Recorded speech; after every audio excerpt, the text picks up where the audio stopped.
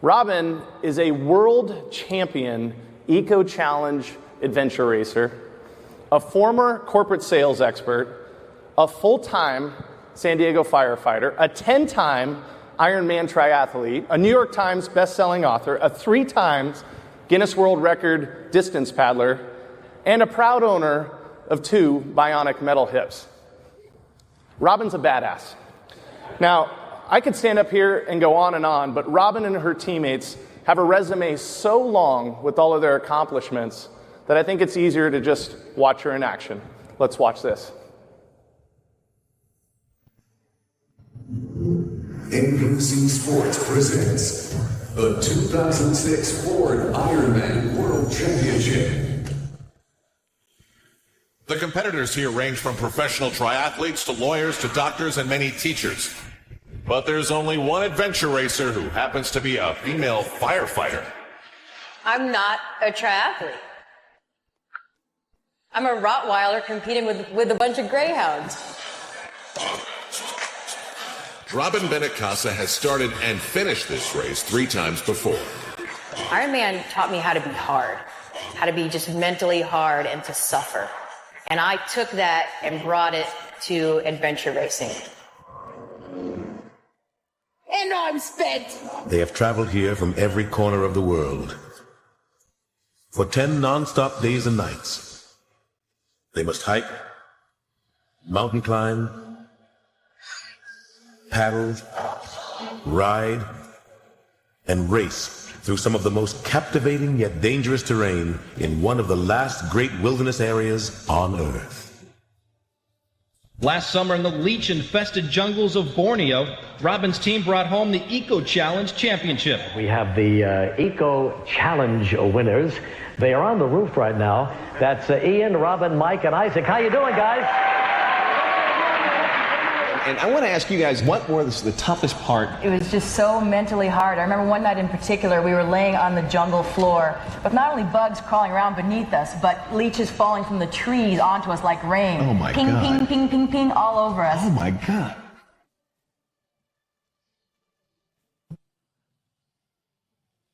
This is the world's toughest adventure race.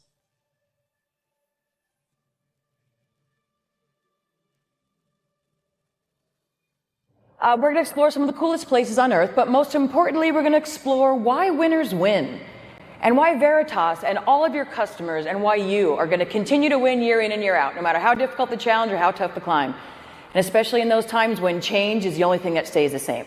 And I want to share it with you guys today in the most fun way I can, and that's using some examples and stories from my super ludicrous sport of adventure racing. Has anybody here ever heard of adventure racing? Just out of curiosity before like 1 minute ago? Yay, I saw 3 hands, yay. It's actually a lot per normal. Usually I get like the half a hand and they turn to their buddy and go, oh no, that's the amazing race. I've never heard of it. It's a sport that was invented by a crazy, awesome Frenchman and popularized around the world by a little known guy named Mark Burnett, who started Survivor. And it involves small teams of men and women. You have to have 1 man and 1 woman on each team. And the race director will ask you to meet in the middle of the most remote place they can find on Earth, hand each team a set of maps and compasses and rules and say, ready, set, go. See you guys in 600 to 1,000 miles. Whichever team gets there first wins. And it's all non-motorized transportation, kayaking, mountain biking, whitewater rafting, mountaineering, and the clock never stops. So if you sleep and when you sleep is all part of your team strategy. So the winning teams will get about an hour and a half of sleep every 24 hours or so. But as if the physical part isn't hard enough, here's the real kicker. Everybody on the team has to remain within 50 yards of each other from start to finish. I mean, there's not that many people in our families that we want to spend that kind of special time with, right? And if you cross the finish line without even 1 teammate, your entire team is disqualified. So based on the rules of this ludicrous extreme sport and the fact that we couldn't achieve individual success without everyone on the team succeeding, which probably sounds very familiar, right?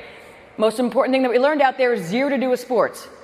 The most important thing that we learned out there is something that you guys learn out there, especially you guys in the field as well, every single day. And that is that the secret to long-term success is to play less as an individual and more as a team. As a coach, you play not your 11 best, but your best 11. So does anybody out there want to be an adventure racer when they grow up now, after that charming description, the video with the leeches? No, you're all too smart. and you're building an information management galaxy. You have things to do. But guess what? Every single day, according to Fast Company magazine, who actually inspired this presentation when they featured our team in an article called Extreme Teamwork for Business, every successful business person is in an adventure race every single day of their lives, right? Small teams of men and women, endless series of checkpoints, nearly impossible goal, extreme time pressures, constantly changing industry conditions, and with the goal of doing it better than anybody else in the world. Hi, Team Veritas Adventure Racers. Yeah, this is not a sprint, baby. This is an endurance race, right? Yeah, if you want to go fast, you can go alone. If you want to go far, you got to go together. Yeah, so why do winners win? And how do we continue to win for Veritas and your customers every single day? Well, the first reason is that all of you have a hell of a lot of courage. What do great winners know about courage? Well, great winners have a core belief every single day that they were meant to be successful. And they also have that higher sense of purpose, their why. What is your why?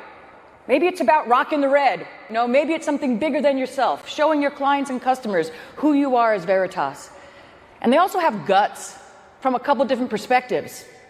That going the distance, quietly persevering, unwavering in your patience and faith, but then taking calculated risks and shattering the norm. But I'll tell you one thing we learned for sure about courage in these crazy adventure races. By definition, courage starts when the fun stops.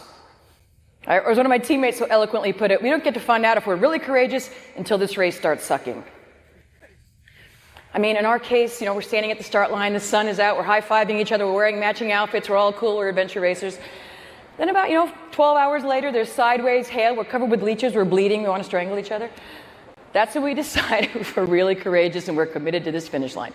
So this first clip I'm going to share with you guys is our team in the jungle in Borneo, where the fun had stopped for us about 5 days earlier.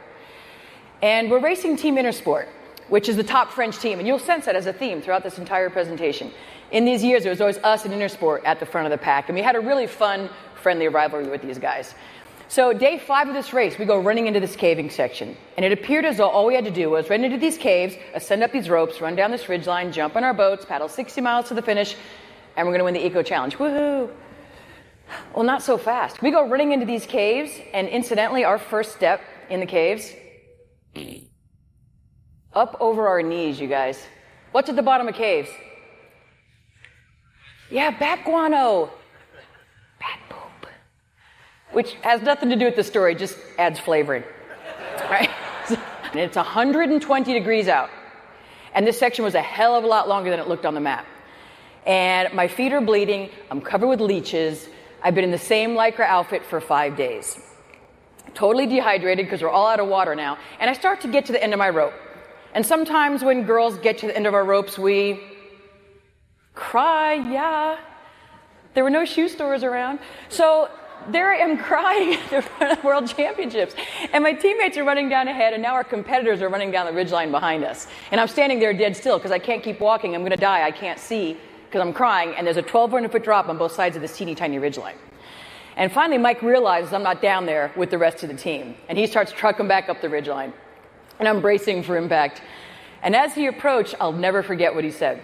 He said, okay, Rob, I got a wife and a daughter, and I know that you people have to do this. And they said, but there's a difference between people that are going to win this race and people that are going to lose. And it's not that people that are going to win the Eco Challenge aren't crying. It's just that people that are about to win this race are crying. And then he grabbed my hand and said, and they're walking. And bless his heart, he held my hand. We all held each other's hands as we cried and stumbled and made our way down that ridgeline the next several hours. And I realized the man is right. Being courageous doesn't mean you don't have a hard time. Being courageous means that you cry as long as you keep walking, right? So here's a quick little clip in Borneo. On the ridge to Eton Peak, the lead teams are learning that things are not always as they seem. There's a fake, forced summit. It'll be soul destroying when they get there and realise they've only gone a third of the way and now need to descend and climb higher and higher than ever before. It just takes such courage to overcome the expectation of something being easy and then to find out it's really, really hard. That's what Eco Challenge is all about, though. Digging deep in your soul and keeping going. It's a race about character. To dig down that deep with 3 other people and to have them love you and support you when you're nasty and disgusting and you're crying or you're scared, knowing that your 4 hearts and your 4 minds are one heart and one mind is such a bonding experience.